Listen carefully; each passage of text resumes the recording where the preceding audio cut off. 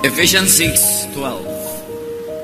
We are fighting against forces and authorities and against rulers of darkness and powers in the spiritual world. Saan nga ba ang spiritual world? Ano yun? Storm in the mind. Father, we thank you for life and we thank you for the light of life that comes from you. Salamat, Panginoon, dahil kayo po ang tunay na kumikilos sa aming buhay at sa inyo pong kabutihan, kami ay patuloy na nakagagawa ng mga dapat gawin sa buhay. Lead us now, Father. Teach us, enlighten us about storms in the mind and about the realm of the Spirit. Father, we seek you. Be our speaker, be our teacher and healer. In the name of Jesus, your Son, our Lord, we pray with thanksgiving. Maraming layers ang mga katuruan sa Bible. Ang mga kwento kuminsan ay kwento talaga, pagkatapos may dagdag pang kahulugan kung ating liliniin yung layers of significance and meaning. Parang sapin-sapin nakakanin, maraming layers. At ganon, ang isang kwentong napakadalas na natin pag-aralan at ngayon muli nating babalikan, Mark 4:35 to 41. Ginagabi ay sinabi ni Jesus sa mga alagad, tumawid tayo sa ibayo. Kaya't sumakay sila sa bangkang sinasakyan ni Jesus upang tumawid ng lawa. Habang naglalayag, inabot sila ng malakas na bagyo, kaya't ang bangkang sinasakyan nila'y hinampas ng malalaking alon at ito'y halos mapupuno na ng tubig. Si Jesus ay natutulog noon sa may hulihan ng bangka, nakahilig sa isang unan. Ginising siya ng mga alagad at sinabi, Guro, baliwala ba sa inyo kung mapahama kami? Bumangon si Jesus at sinaway ang hangin, tigil. At sinabi sa lawa, tumahimik ka. Tumigil nga ang hangin at tumahimik ang lawa. Pagkatapos sinabi niya sa mga alagad, bakit kayo natatakot? Hanggang ngayon ba'y wala pa rin kayong pananampalataya? Natakot sila ng labis at namangha. Sabi nila sa isa't isa, anong klaseng tao ito? Pati hangin at lawa ay sumusunod sa kanya. Takot. Tema ng kwentong ito ay takot at saan ito nagmumula at paano ito napapawi. Ano-ano ang mga takot natin sa buhay? Hanapan natin ang aral, ang mensahe ng kwentong ito. Mark 4:35, that evening, Jesus said to His disciples, let's cross to the east side. So the words and thought of Jesus was east side, not bottom of the lake. So malinaw, sa simula pa lang, na makakatawid sila. Wala naman silang dapat kaya natakot. Dahil sa simula pa lang, sinabi na ni Jesus ang ending ng kanilang biyahe sa east side, not at the bottom. They were not listening, or they did not believe in what He said. Or what happened in between the 2 points gave them fear that made them forget the assurance that they would reach their destination. The words of Jesus already gave them a clear answer where they were headed. Mark 4:36 to 37. So His disciples started across the lake with Him in the boat. Suddenly a windstorm struck the lake. Storm in the lake, of course, naturally. Lalo sa Sea of Galilee, yung mga bundok sa paligid nito na binubunggo ng mga hangin galing sa Mediterranean, tapos tumataas yung hangin pagkabunggo sa mga bundok, will meet with cold air, bagyo talaga. Agad, instantly, ang magiging resulta. And as fishermen, the disciples of Jesus knew that this could happen, and this always happened. Waves started splashing into the boat, and it was about to sink. It was about to sink, hindi started to sink. Marami tayong takot sa buhay as if we are already starting to sink, about lang naman. Dapat alam natin yung thin line between the two para hindi tayo nagpapanik. Mark 4:38, Jesus went in the back of the boat. Jesus was in the back of the boat with His head on a pillow and He was asleep. The back of the boat is the most stable. It is the least shaky part. Baligtad sa eroplano na yung back ang pinakamatagtag at makalog, sa bangka, yung likod ang mas hindi makalog. And His head containing his brain, his mind. The real spiritual realm in life is our mind. His head was on a pillow, on a cushion, a protector from bumps and noise. And because of that, he was asleep. He was at rest. Not storm, but rest in Jesus' mind. Ang laman ng isip ng kanyang disciples, yung hangin, yung alon, yung galaw ng sasakyang pangtubig. Sa loob ng isip ni Jesus, kapayapaan, siya'y tulog, protected by a pillow. So his disciples woke him and said, "Teacher, don't you care that we're about to drown?" The disciples tried to pull Jesus away from his peace into their fear. Ganda naman ang buhay hilahan. Tahimik kami, kinakatakot ako. Sabihin ko sa iyo, kinakatakot ko, i-influensyahan kita para matakot ka rin. So takot na tayo pareho kung nadala mo ako.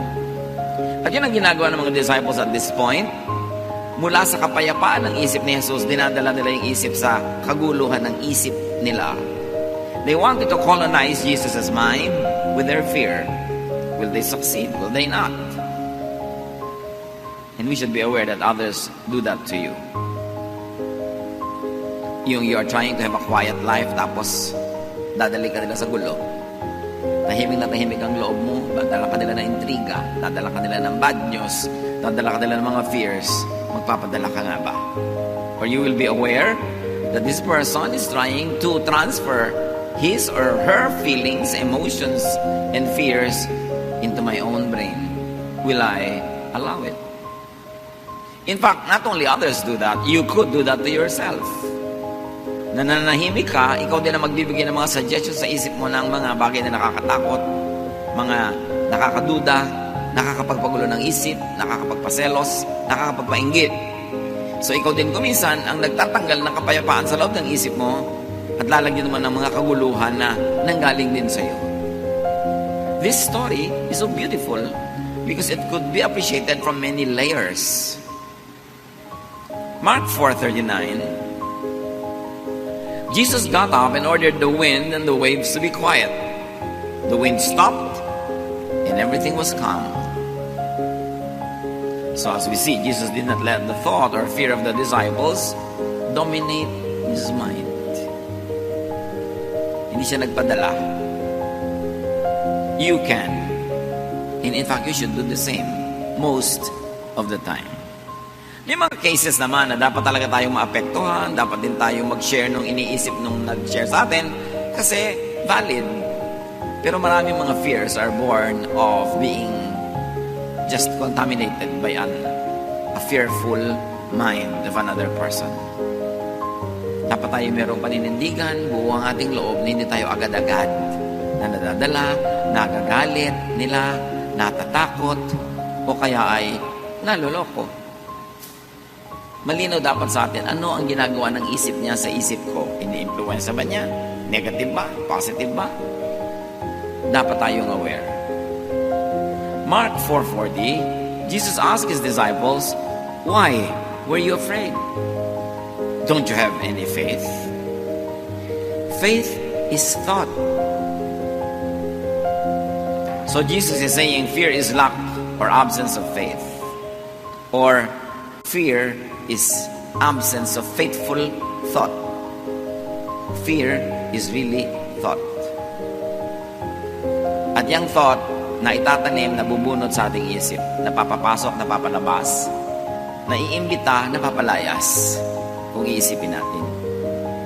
You fear because you let fearful thought colonize your mind. Ang antidote ni Jesus, faith. You fear because you lack faith. So kung ano man ang ating mga kinakatakutan, isipin natin yon, dapat natin yon paalisin sa ating isip at palitan natin ang pananalig. Or palitan natin ang pananalig that leads to action. Natatakot ka magutom, di palitan mo yung takot mo ng magtanim ka, magtrabaho ka para hindi ka magutom. Still, battle of thoughts. Because our mind is the real battleground. Pag kung nag-iisip ka as talunan, matatalo na rin yung buong buhay mo. Susunod ang katawan mo sa iniisip mo. If you have the mentality of a winner, you will win. If you have the mentality of a loser, you will lose. Because the battle happens in the mind. It is the real spiritual realm, where spiritual battle between good and bad, between all contrasting ideas, happen. Kaya pinakamahalaga, binabantayan ng isip. Binabantayan ng iniisip, binabantayan natin yung nagbibigay ng mga bulong-bulong sa tenga natin, ng mga nakikita ng ating mata, nararamdaman ng ating balat, ng ating katawan, kasi pwede niyang ma-influence ang ating isip. Nananahimik ka, biglang may isang dadaan na kaakit-akit, sumunod ka na. Dahil sa isip mo, pumasok yung isang tukso, sumunod ang yung buong katawan, at mamaya yung buong buhay at ang mga mahal mo sa buhay na sangkot sa iyo. It all begins with a thought. Mark 4:41. Now they were more afraid than ever and said to each other, "Who is this? Even the wind and the waves obey him." Dapat sana natahimik na sila nung napatahimik yung bagyo. Pero lalo pa rin silang natakot. These men choose to be always afraid. The same heat that melts the wax hardens the clay. So the same event that could have given them peace now gave them more worry and more fear. So it's really a choice. You can choose to be a warrior. You can choose to be always afraid, or you can make the other choice, the other extreme. So the disciples left and made more fear, not peace, park in their minds. What do you allow to park in your mind? Peace or fear? Trust or distrust in God? Worry, anxiety, jealousy, anger, lahat yan ay thoughts. Pero yung thought na yon, pag nasa brain na natin, mapapakilos ang ating kamay, ang ating paa, ang ating bibig, ang buong buhay natin, pwedeng paandarin ang thought. In fact, lahat thought. Bakit ba yung aeroplano nakakalipad? Somebody thought of doing it. Nagkaroon ng mga unang experiment, in-improve ng in-improve, ngayon nakakalipad na. May nag-isip eh. Bakit ang isang karayo, may hulog mo sa tubig, lulubog, yung barko lumulutang, mas mabigat. May nag-isip kung paano gagawin yun. Ang kahanga-hanga na naisip ng mga tao, facts. Bakit nandito pa yung papel ko pero nakarating sa kanya? May nag-isip. Pag naiisip ng tao, pwede mangyari. At ang faith ay isang uri ng pag-iisip. Kaya sabi ni Jesus, if you believe, nothing will be impossible for you. Ito ang pinakamahalagang bahagi ng ating pagkatao, yung ating isip. Pero itong madalas hindi natin talaga binabantayan. Binabantayan mo yung bag mo, binabantayan mo yung kwarto mo, binabantayan mo yung bakuran, pero yung utak ko, ano-ano na lang. May advertisement na pumasok sa utak mo, hindi mo alam, naghahanap ka na pala sa fridge nung sinabi ng advertisement na kainin mo ngayon. Yung may nadinig ka, may nabalitaan ka, nakakapagpatakbo ng buhay mo yon. Dapat aware ka kung alin ang tatanggapin, alin ang tatanggihan, at alin ang partly tatanggapin, partly tatanggihan. Itong mga disciples, buong-buo nilang niyakap yung idea of fear. Now, life, like the lake, will naturally have storms and troubles. Kayo po, ano storm nyo ngayon? Pag meron, di ako magtataka. Ang magtataka ko, wala. Kasi ang wala lang storm, ang wala lang problema, yung patay. Pag buhay ka, natural. Parang, uy, may storm sa lake, natural. Sa buhay ko may problema, natural. Pero, ikaw ba yung Jesus na natutulog through the storm o mga disciples na namumroblema, natatakot, nanginginig?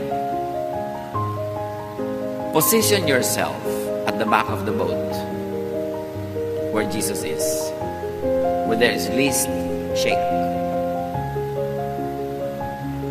Ano yung back ng boat? Pinag-usapan nga po natin mga kapatid. Yun yung pinaka-stable, pinaka-tahimik, pinaka-payapang bahagi ng bangka. Ganun din yung buhay natin. Merong stable, payapa at tahimik na bahagi. Halimbawa, yung bahaging hindi ka nandanakaw, hindi ka nandadaya, hindi ka nagsisinungaling, wala kang inaapi, tahimik na buhay yun. Tahimik na bahagi ng buhay. Kesa yung may dinaya ka, siyempre bukas malalaman niya. May ninakawang ka, bukas gagantihan ka niya. May sinaktan ka, gaganti sa sayo. Yun yung harap ng bangka. Yun yung makalog, magulo. Alam mo, may magulong buhay at may tahimik na buhay. Ang itinitinda mo, mga bawal na produkto, mga fake. Magulong buhay yan. Huwag mo expect yan na magiging fear-free ang buhay mo. Kasi magulo yun eh. Yung nakikipagrelasyon ka, yung pala may asawa na siya. Alam mo, magulo ang susuotin mo. Yung nagnanakaw ka ng credit ng iba, nagnanakaw ka ng ideya. Sa buhay na ito, pwede nating piliin kung doon tayo sa tahimik na lugar o sa magulo.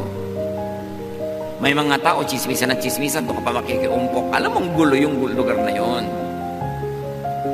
Meron naman mga tao na nakikita mong napakahusay nila mamuhay, hindi sila nakikialam sa buhay ng iba, productive sila. Pag doon ka nakisalamuha, yun yung likod ng bangka. Mas tahimik yun. Hindi ka masyadong maliligalig doon. Yung buhay na sobra kong makapaglustay. Pagkatapos, pag may pangangailangan, walang pera. Pag may sakit, walang pera. Pag kami namatayan, walang pera. Yun yung part ng bangka na magulo. Pero yung nagsisikap, kumikita, nag-iipon ng konti, kahit man lang, meron kang aasahan. Pag nangangailangan ka, hindi ka masyadong laging naliligalig. Mas stable. This boat is a very beautiful metaphor. So, saan tayo lumulugar sa buhay? Kadalasan, tayo ang naglagay sa atin doon sa gulo na yon, kaya magulo. Kundi lang dahil nadamay tayo kasi may mahal tayo sa buhay na pumunta doon. Siyempre, nadadamay tayo dahil mahal natin siya, nadadala tayo niya sa kanyang gulo. It is important. The back of the boat is the mind of Jesus. It is the godly, spiritual world. It is the rock, not sand. Stable. Pwedeng asahan. Ang pamamaraan ni Jesus, yun yung back of the boat na tahimik. Yung pamamaraan niya na sinabi niya, forgive. Yun ang tahimik eh. Yung naghihiganti, magulo yun. Yung sinasabi niyang love people instead of hate them, yun ang tahimik. Yung sinasabi niya, hinihingi niya yung dala mo, bigyan mo pa, dagdagan mo pa, para matahimik siya. Titigilan ka niya. Yun ang tahimik na pamamaraan. Hindi nag-aagawan kayo, nakikipag-agawan ka lagi. Yung sinasabi ni Jesus na, tumulong ka sa kapwa, kesa sa nanglalamang ka sa kapwa. Yun ang tahimik na paraan. That is the back of the boat. That is the mind of Jesus. That is the spiritual realm in which we should operate.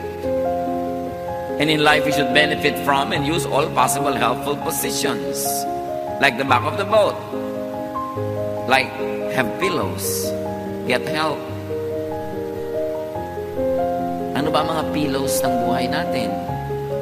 Mga kaibigan, mga kasama natin na sinishield tayo from too much shake, from too much collision with other hard objects. Yung mga kaibigan mo na inilalayo ka sa gulo, pinapayuhan ka na maganda, tinuturuan ka, kesa mga taong lagi ka nilang isinusuong sa gulo, pinapasok sa away, pinapahamak. Hindi pilo yun, bato. Kaya pag nakapatong ang ulo mo sa bato, konting uga, nakakabukol ka na agad. At may mga tao sa paligid natin na pillows. May mga tao na bato, malalaking bato, na nakakabiyak ng ating mga bungo.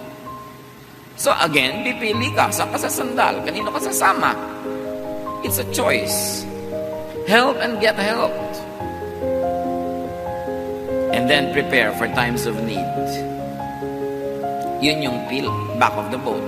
A more secure portion and part of life is to be prepared for times of needs. Yung nagtatanim ka para kami anihin. Nag-iipon ka para may maggastos ka sa pangangailangan. Yung meron kang panggastos pa nagkasakit ka o may insurance ka man lang. Yan yung sinasabi doon sa Proverbs 31 na babaeng, she can laugh at the days to come. Pag may dumating na problema, hindi takot ang nararamdaman niya, kundi a feeling of security. Dahil handa siya. She can laugh at troubles dahil handa siya. May mga bagyo na dapat tinutulugan lang. Tulad ng ginawa ni Jesus sa bagyo na ito, hindi lahat ng bagyo pinapatulan. Hindi lahat ng problema siniseryoso. Hindi lahat ng away sinasalihan. Hindi lahat ng argumento dapat ka manalo.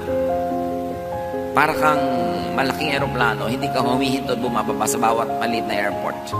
And if you are transcontinental train, you don't stop at every station. Para sa buhay na ito, ma-maximize mga kapatid ang kapayapaan sa buhay, huwag niyong patulan ng lahat ng bagyo. May mga bagyo na, ano lang naman yung para kang lulubog pero hindi naman. So huwag kang magpanik. May mga problema na hindi niyo pwedeng isolve agad. Tulugan niyo muna. Nag-aaway kayo mag-asawa? Pareho kayong gusto manalo? Tulugan niyo muna yan. Kasi pag napahinga na kayo, nakakain, lumamig ang ulo, hindi na si Mr. o si Mrs. ang mananalo, kundi yung katwiran. Sino man ang may hawak ng katwiran na yun. Meron kayong problema, hindi nyo alam ang gagawin nyo, walang solusyon, tulugan nyo. Huwag niyong piliting hanapan ng solusyon, tapos gagawa kayo ng hakbang, na mamaya pagsisisihan nyo kasi mali pala. Pag wala kayong alam na dapat gawin, edi wala kayong dapat gawin, kasi wala pala kayong alam Pastor, ano pong gagawin ko sa problema ko? Ay, ano nga ba iniisip mong gagawin? Wala po akong maisip. Matulog ka muna. Nakakamatay ba yung problema mo ngayon mismo? Hindi po naman po. Hindi naman pala Matulog ka na muna. Magpahinga ka. Parang nung araw na nagka-counsel pa ako sa telepono, sa landline, na itinigil ko, salamat na lang. Magre-ring ang telepono nun. Alam niyo naman ako nung bagong pastor ko, talagang all mind to kid. Naisip ko, 2 taon lang mauubusan ako, dapat pala hindi. I should keep something. 2:00 ng umaga, may tatawag, Pastor, napakalaki po na problema ko. Ano yun? Ang asawa ko po, 7 taon nang nagtataksil. Sister, 7 taon na pala. Bakit di natin bukas na pag-usapan? Hindi naman papahintay ito na bukas nakaka-7 taon na pala. Bakit mo ako ginigising? Ganun po ba? Oo, ganun nga. Tumawag ka bukas. Hindi ka naman mamamatay ngayong gabi, di ba? Hindi naman po. Ayan naman pala, patulogin mo ako. Pangit ako magpayo pag puyat. So, ganun. Mga kapatid, may mga problemang itulog nyo. Galit na galit ka sa asawa mo, sa anak mo, pero it's not the time to talk. Bukas na. Pwede next week na. Itulog nyo yan. Tulad ng ginawa ni Jesus. Huwag nyo siyado seryosin. You will survive. At kung namatay tayo, di namatay ka. It happens only once. Hindi naman nagpapaulit-ulit mamatay ang tao, once lang. So, pero pag lagi mong ini-imagine, lagi mong kinakatakutan, parang maraming beses tuloy nangyayari. Pero minsan lang yun. Saglit lang malagutan ng hininga ang tao. And that is the ultimate thing that could happen to anybody. And yet, even that could happen so quickly. So, dapat hindi fear. Lalo kung walang solusyon, hindi problema. Napakalaki po ng problema ko. Kung naisip ko na ba lahat ang pwede na solusyon? Wala pong solusyon. Naisip ko na lahat. Di mong problemahin. Pag walang solusyon, hindi problema. Huwag mong problemahin. Ano pang tawag doon? Yan ang buhay. Tanggapin mo. Manahimik ka and enjoy other things in life.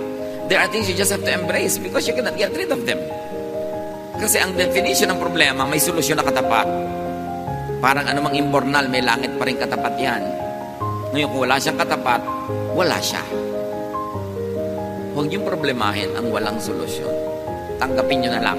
Luluwag pa inyong buhay and make the most out of it. Stop complaining and stop being afraid. This story tells us that there will be moments when the boat seems to be about to sink. Observe if it is really sinking. If it has begun to sink. If not, do not overreact. Do not be overcome by fear.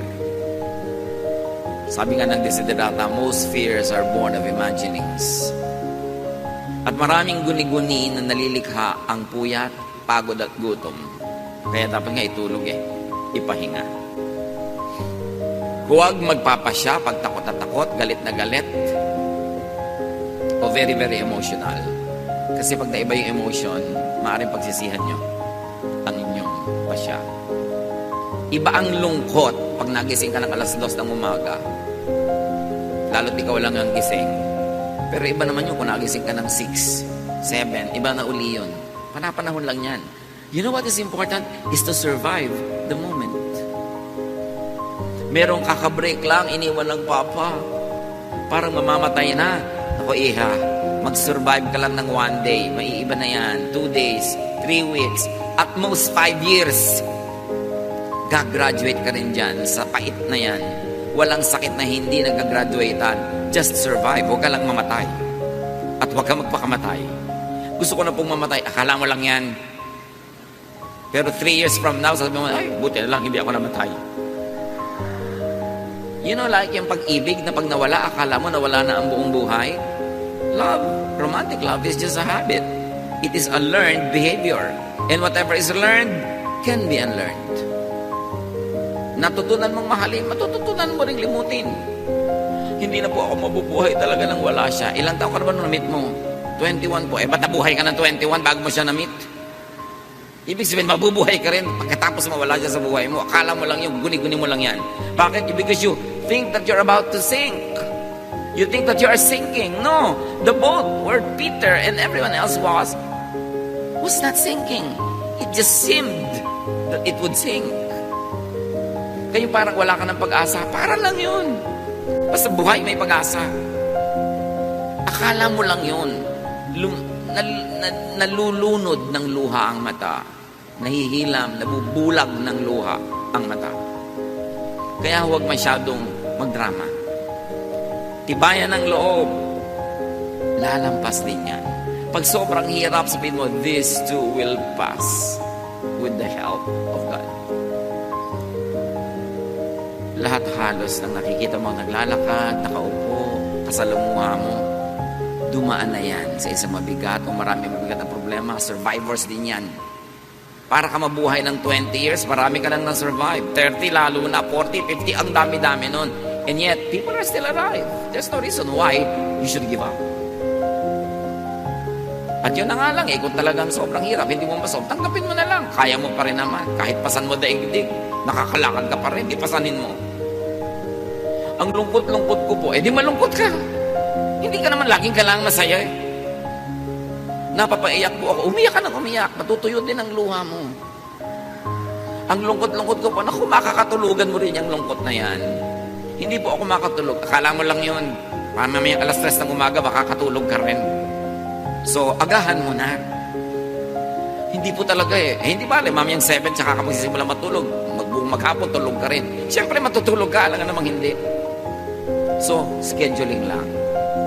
Manage your fears. Manage your emotions. Sabi ni Jesus, ba't kayo ganyan? Wala ba kayong faith? Parang wala kayong Diyos. Parang wala kayong aasahan. At parang naman wala kayong nakitang mga ginawa ko ng mabuti para sa inyo.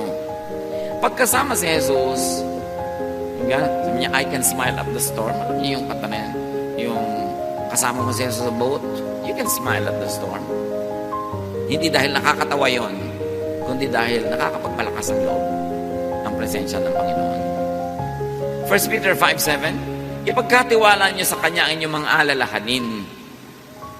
Mga alalahanin niyo sa buhay sapagkat Siya ay nagmamalasakit sa inyo.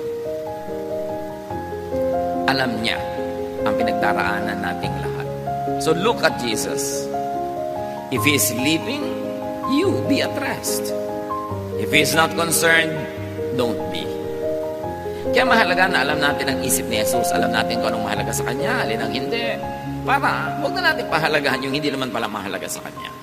Huwag natin katakutan yung hindi naman niya kinatakutan. Why?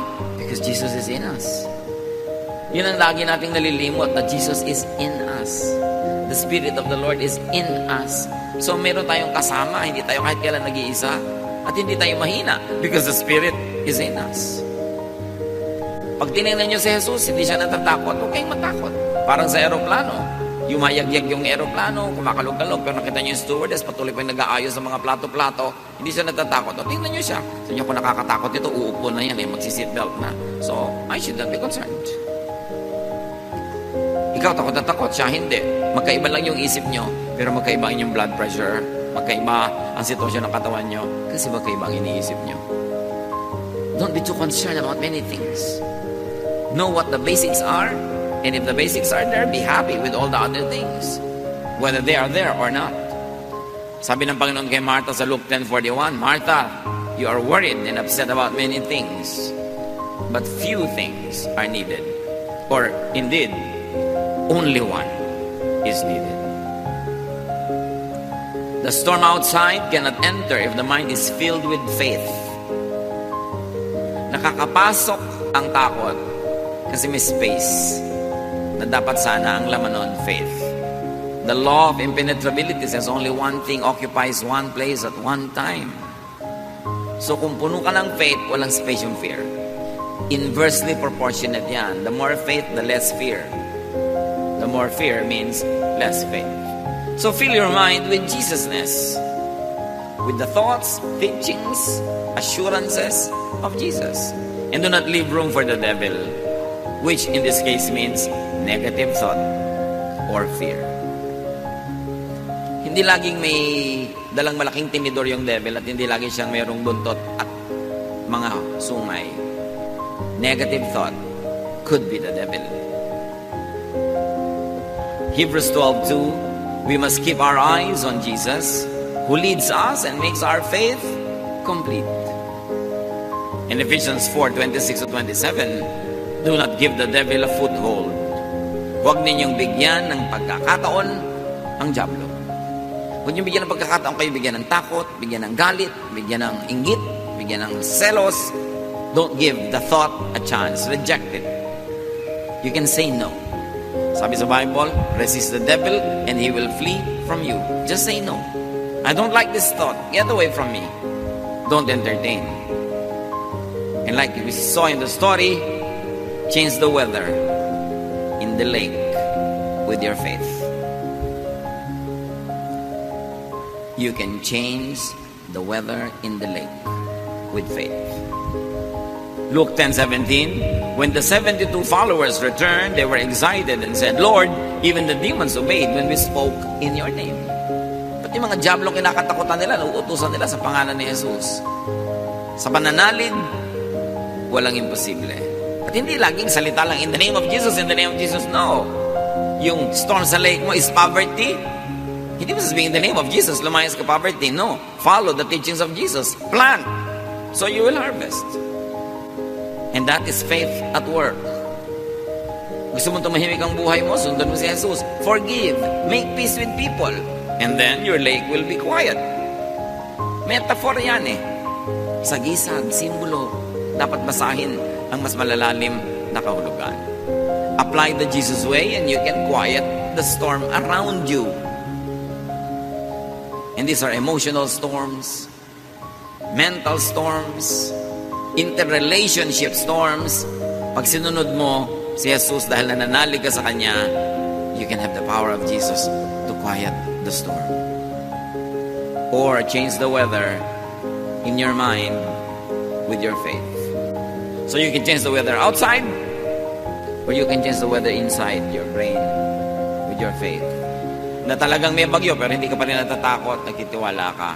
May mga kung ano-anong iniisip tayong pwede mangyari sa buhay, pero yung pagtitiwala mo ang nananaig, hindi yung takot. So pwede mong alisin yung bagyo kung papalitan mo ang paraan na yung pag-iisip.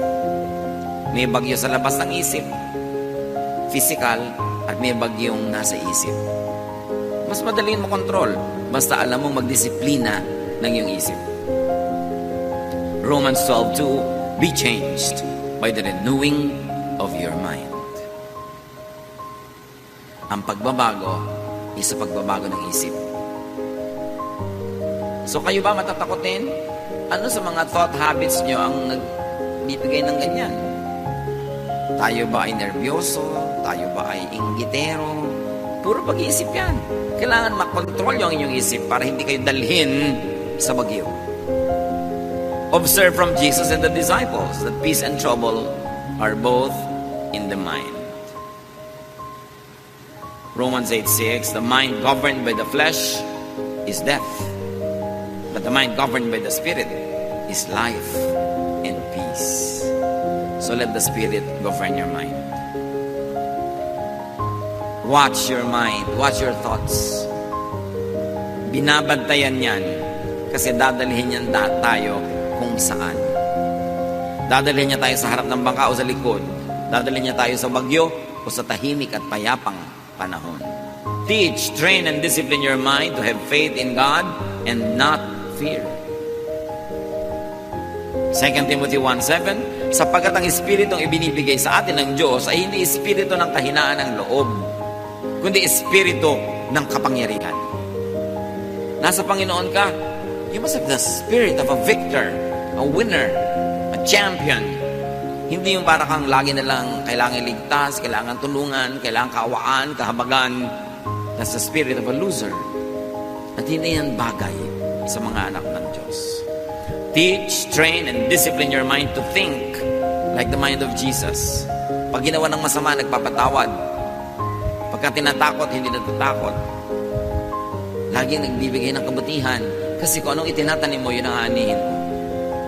Colossians 3:15, let the peace of Christ rule in your hearts. So ang sinasabi ng panalangin, Thy kingdom come. Pagharian niyo po ako sa aking puso, which technically is really sa aking brain. That you are the temple of the Holy Spirit. So ano ba yung ibig sabihin na temple ka ng Holy Spirit? Ang nakatira, Holy Spirit, hindi Diablo. So dapat payapa ka. At sinasabi pa, Christ lives in me. And if it is Christ who lives in you, you are the temple of the Holy Spirit, the kingdom comes into you, it could lead to nothing but peace. In spite of the storm. Hindi because there's no storm. Laging may storm. But peace in spite of. Kahit na sa kabila ng katotohanan may bagyo, payapa ka.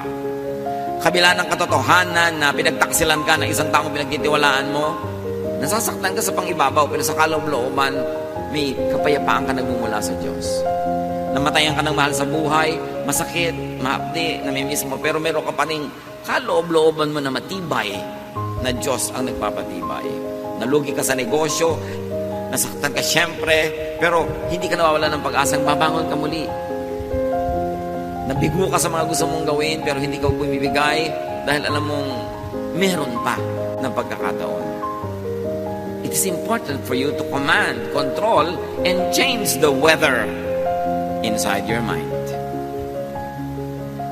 Because the real deadly weather is not out there, but in here, in the mind. That is the realm of the spirit in which all the battles happen.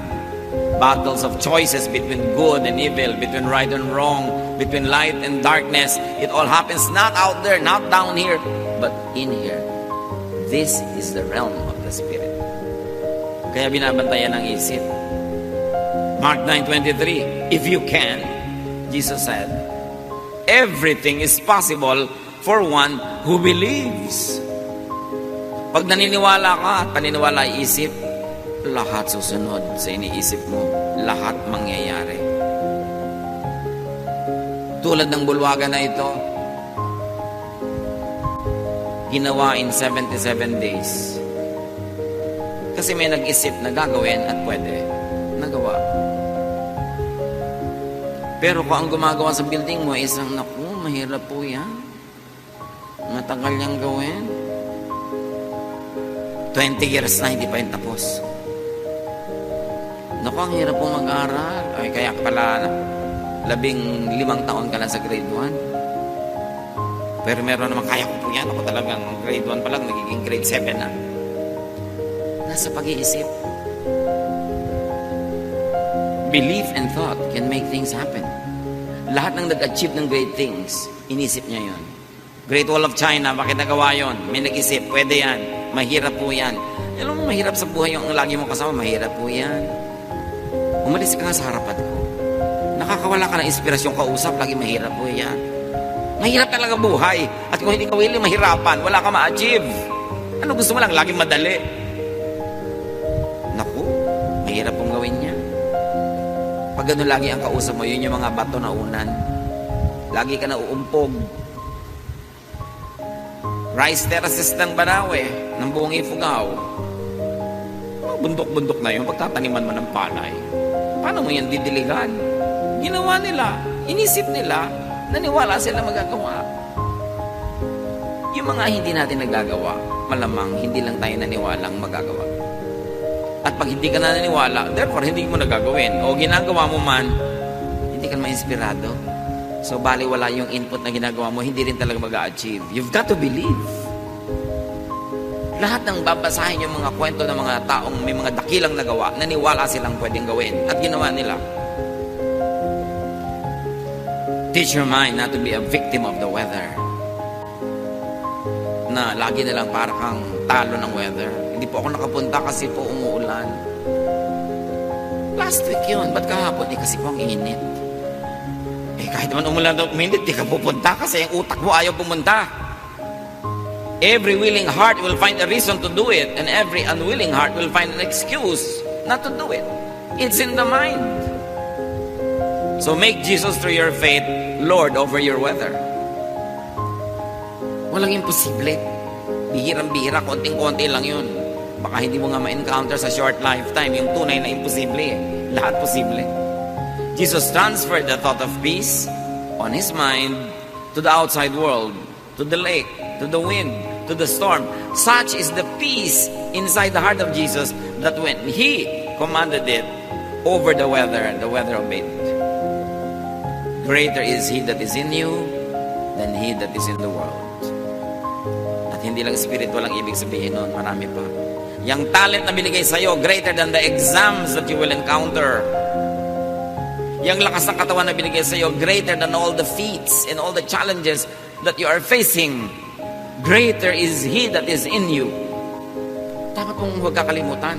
Para hindi ka nagpapatalo agad, nagsisimula pa lang, nagpapatalo ka na. Hindi ko naman kasi kakayanin, so binigay ko na sa simula pa lang.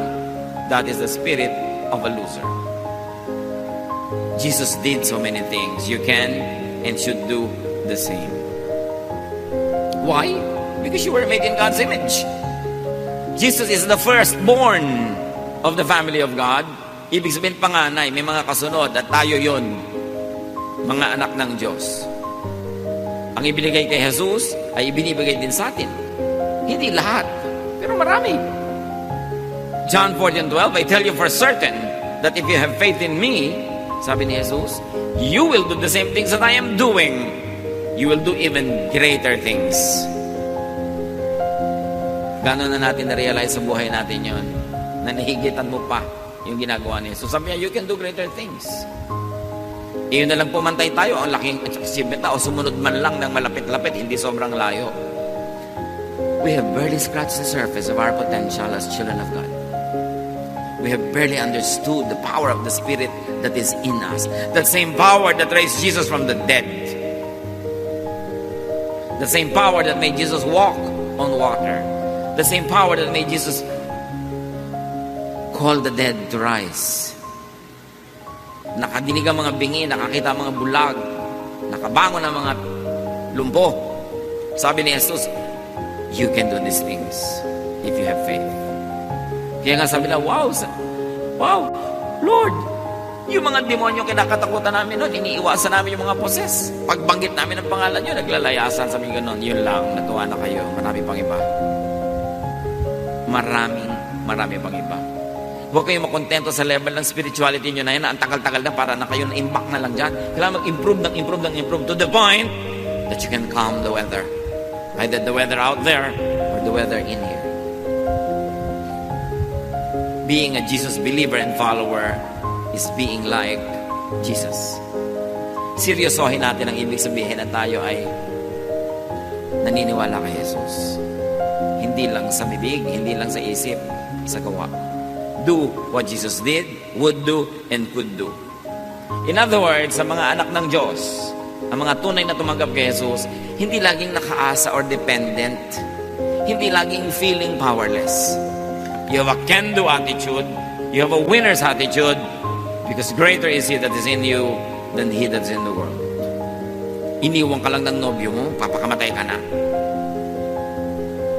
Nalugi ka lang sa negosyo, magbabaril ka na. Takal-takal mo rin namang walang pera nung araw bago kayo maman. Sanay ka na rin naman. Reviewin mo na lang muna. Tapos, payaman ka ulit. The end of a dream is not the end of the world. The end of a relationship is not the end of the world. There's no end. Because the beginning and the end is in us. The Alpha and the Omega. Eternity and eternal life is in us. Don't be limited by tiny dots in a line, because a line is infinite. Huwag tayo nagpapakulong sa mga momentary failures, emotions, sicknesses, pain. Lahat yan lilipas din. Just survive it. Hold on to God. Do what you can do, and when you don't know what to do, don't do anything.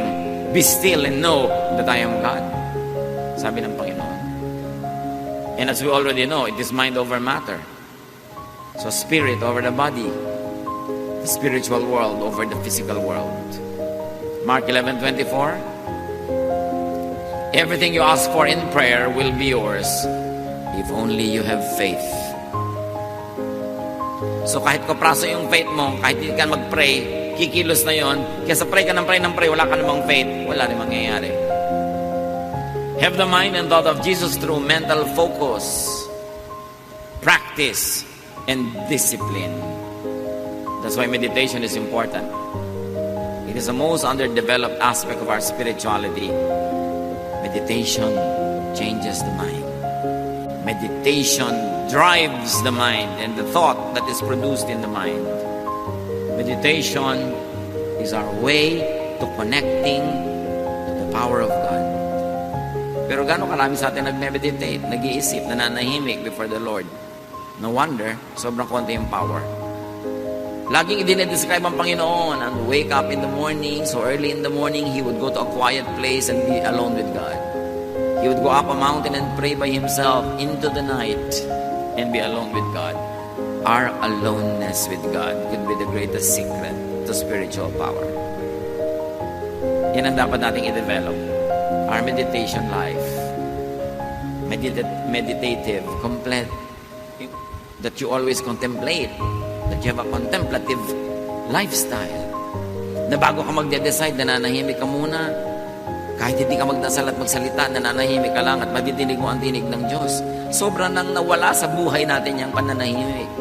Pagbubulay-bulay, pagninilay-nilay, pag-iisip-isip. Lahat na lang ang bilis-bilis, tapos send. Pindot ng pindot. Kung mahahabol mo lang yung nawawalang papaliit na isinend mo, ay, bakit ko ba na-send? Lagi tayong nagmamadali. We've got to give God the space. Hindi yung magpe-pray ka bago matulog, nakahiga ka na. Kinabukasan mo na nalamang, ay, nakatulugan ko na palang prayer. Yung iba nga very skilled, kahit nakaupo, nakakatulog pa rin. Meditate. You will be like tree planted by streams of water. Your fruits come out in season, and your leaves do not wither. It is important to be planted by streams of water. And the stream of water is meditation and prayer. To be nourished by God, so that our spirit is strengthened. Dapat matibay ang spirit dahil maraming bagyo ang mundo. Hindi nakakapagtaka. Romans 12:2, let God change the way you think. Then you will know how to do everything that is good and pleasing to Him. What is your storm? What do you think about your storm? Because what you think about your storm will define your life now. Pag inisip mo may solusyon ito, I will hang on and find it. May panalo dito kasi kakampi ko si Jesus. Then you will win. I will survive this. Then you will survive. Pero pag nagpatalo ka, nagpahina ka ng loob, the devil will take the opportunity and drag you down. That's why don't give the devil a space in your mind. Fill it with Jesus. Fill it with faith and hope and love. Dear Lord, teach us. Teach us to discipline our minds and thoughts so that in our minds, your will be realized. Pagbulay-bulayan natin makahulugan ito, lalo sa pagharap natin sa mga problema at bagyo ng buhay, learn from the teachings of this story. Father, as your people sit still before you, let everyone hear your voice as you give us very personal counsel. Be with the Lord alone for a while.